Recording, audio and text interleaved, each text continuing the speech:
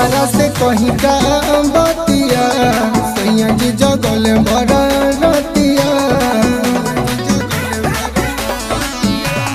तोहरा से कहीं का बतिया सैया जी जगल बड़ा रतिया। कहे को बाजा कोरा में समाजा भीतर से मन करे आए हैं आए हैं।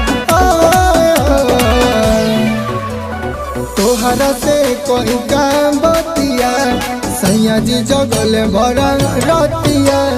तोहरा से कोई काम बतिया सैया जी जगल बड़ा रतिया।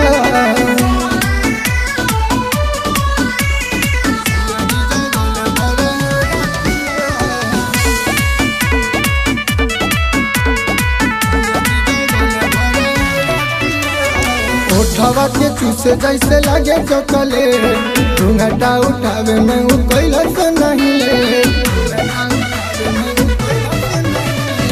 उठावा के चूसे जैसे लागे चॉकलेट घूंघटा उठावे में उ कैलस नहीं ले। काका हम कैसे के रानी दूर दिल दिया नोटिया। तोहरा से कोई काम बतिया सैया जी जगल बड़ा रतिया। तोहरा से कोई काम बतिया सैया जी जगल बड़ा रतिया।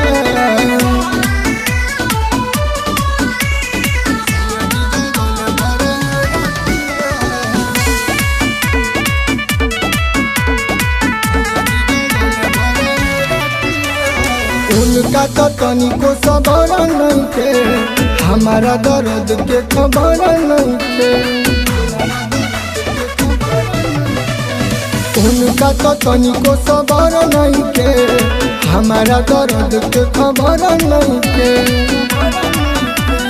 जोरा जोरी करे कोरा हमें धरे निक लागे नहीं उन पर दतिया। तोहरा से कहीं का बतिया सैया जी जगल भरा रतिया। तोहरा से कहीं का बतिया सैया जी जगल भरा रतिया।